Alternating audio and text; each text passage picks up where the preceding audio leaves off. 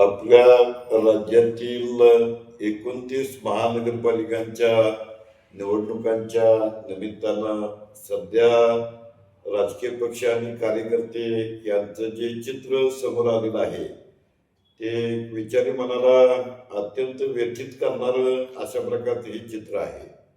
आपल्या लोकशाहीची भयावह अवस्था दर्शवणारं हे चित्र आहे. कारण गेल्या 2-3 दिवसामध्ये महाराष्ट्रामध्ये आपल्याला पक्षाची अधिकृत उमेदवारी मिळावी यासाठी नेते आणि कार्यकर्त्यांचा व्यवहार बघितल्यानंतर कुठल्याही सभ्य सुसंस्कृत विचारी माणसाची मान शरमेनं खाली जाईल अशा प्रकारची अवस्था या राजकीय प्रक्रियेतल्या लोकांनी आपल्या पुरोगामी महाराष्ट्राची केलेली आहे. या काळात काय काय घडलं तर अनेक ठिकाणी पक्ष कार्यालयावरती दगडफेकी झाल्या, अनेक ठिकाणी नेत्यांना शिवीगाळ झाली, अनेक ठिकाणी अर्जांची पळवापळवी झाली, एबी फॉर्म मिळावा म्हणून काही ठिकाणी नेत्यांच्या गाडीचा पाठलाग करण्यात आला.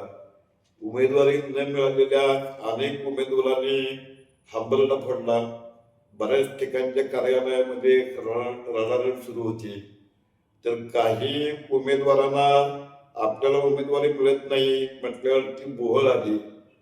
एका ठिकाणी तर एका उमेदवारानं आत्मदहन करण्याचा प्रयत्न केला.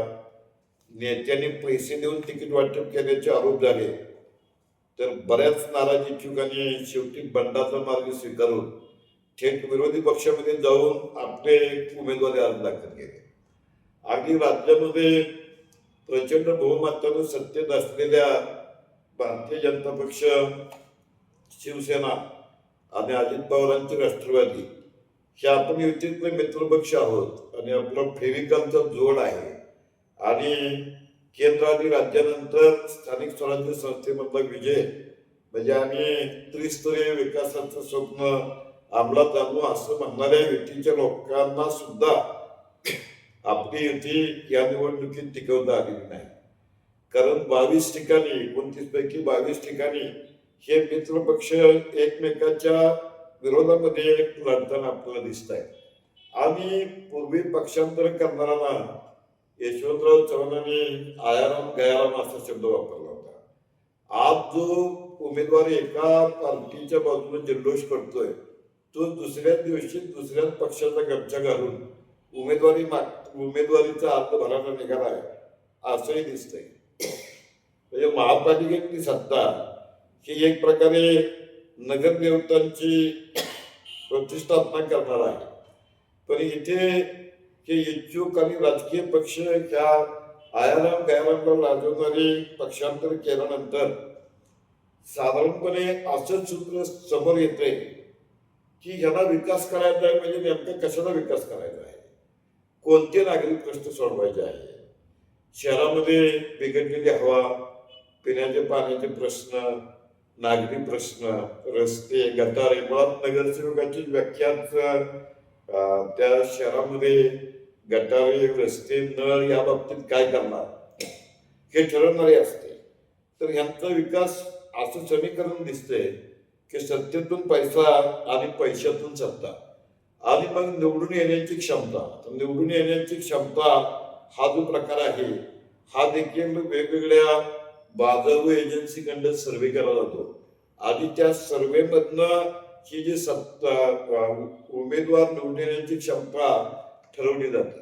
तर हा जो सर्वे आहे तो सुद्धा एक प्रकारे लग्नाच्या व्यवहारामध्ये असते बघा की मुलाला मुलगी पसंत पडली तरी तुमची पत्रिका दाखवा. म्हणजे पत्रिका दाखवणं हा लग्न मोडण्याचा एक तांत्रिक उपाय आहे. त्याच पद्धतीनं हा सर्वेचा रिपोर्ट सांगणं हा उमेदवारी नाकारण्याचा एक महत्वाचा प्रक्रिया. खरं तर लोकशाहीमध्ये निवडणुका महत्वाच्या आहेत. कारण नागरी प्रश्नावरती प्रबोधन होतं, त्याचबरोबर मतदार साक्षरता तपासली जाते आणि निकोप लोकशाहीसाठी निवडणुका आवश्यक आहे. एकतर या 8-9 वर्षाच्या कालावधीनंतर निवडणुका होत आहेत. पण ह्यातल्या कोणाला या मोठ्या शहरातल्या सार्वजनिक व्यवस्थेचे प्रश्न, हवेचे प्रश्न, पाण्याचे प्रश्न, नागरी सुविधा, आरोग्य सुविधा, शुद्ध पाणी या बाबतीत काही भूमिका असेल असं या घटना तरी वाचत नाही. म्हणजे असं म्हटलं जातं की कुठल्याही ठिकाणच्या सत्तेचा दर्जा त्या ठिकाणच्या सामान्य नागरिकाशी तुम्ही 5 मिनिटं बोलला की आपल्या लक्षात येतो. शेवटच्या टप्प्यात महत्व आलं ती AB फॉर्म. ए आणि बी फॉर्म जे आहेत हे उमेदवाराची अधिकृत उमेदवारी पक्षामार्फत निश्चित करणारे फॉर्म आहेत. त्यामुळे ह्या AB फॉर्मवरनच राज्यभर काल ताणतणाव होता. अर्थात ह्या सगळ्या प्रक्रियेची अवस्था अशी आहे म्हणजे खास करून आजच्या लोकसत्तेनं एका वंटला गीताचं विडंबन सादर केलेलं आहे. काय आहे ते गाणं? आरबट चिखल बरबट चिखल, आरबट चिखल बरबट चिखल, खळगा जो खणावा, असा राडा सुरेख बाई प्रत्येक जण लोळावा, असा राडा सुरेख बाई प्रत्येक जण लोळावा. वंटला गीताचं हे जे विडंबन आहे हे संध्याकाळीला लागू पडणार आहे. आणखीन एक मला मराठीतला चित्रपट आठवतो की दादा कुंडकेने एक पळवापुलवी नावाचा चित्रपट काढला होता. या गावातली सगळी माणसं एकमेकांची जी सापडेल ती वस्तू हे पळवण्यामध्ये अग्रभागी असतात. तसंच महानगरपालिकेतली जी सत्ता आहे की जी सत्तेतून पैसा आणि पैशातून परत सत्ता हे समीकरण मजबूत करते. ह्या सत्तेच्या दिशेनं झेप घेण्यासाठी हे सगळे विकास इच्छुक एवढ्या मोठ्या प्रमाणामध्ये राज्यामध्ये जे अवतीर्ण झालेले आहेत, ह्यात खरी अवघड परीक्षा आहे. म्हणजे राजकारणामध्ये कुणीच कुणाचा कायमचा मित्र नसतो, राजकारणामध्ये कुणीच कुणाचा कायमचा शत्रू नसतो. पण हल्ली प्रकार असा आहे की मित्र मित्रासारखा वागत नाही, शत्रू शत्रूसारखा वागत नाही. स्थानिक बिघाड्या, अपक्ष, बंडखोर आणि कोणत्याही प्रकारचा विधी निषेध न बाळगता उमेदवारी आणि त्यांच्या प्रचारात आणखीन 10-15 दिवस आपल्याकडे चालेल. पण यातनं कुठले सभ्य नेते आपण निवडून देणार आहोत, कुठले सुसंस्कृत राजकारणी आपण निवडून देणार आहोत, याला जनतेशी काही देणं घेणं आहे की नाही याचा विचार गांभीर्याने करण्याची वेळ आता मतदारावरती झालेली आहे. म्हणून मतदार हा राजा आहे आणि मतदाराने कुणी गृहीत धरता कामा नये. या सत्तेला जोडून आता खरी कठीण परीक्षा ही राजकीय नेतृत्वाची नाही आहे, तर खरी कठीण परीक्षा त्या 29 महानगरपालिकेच्या कार्यक्षेत्रामध्ये जे सुजाण सुज्ञ मतदार आहेत त्यांनाच आता ह्या वडिलांमधनं काळे गोरे निवडावे लागतील. बऱ्याच ठिकाणी नोटाची मतं त्यामुळेच वाढताना दिसतात.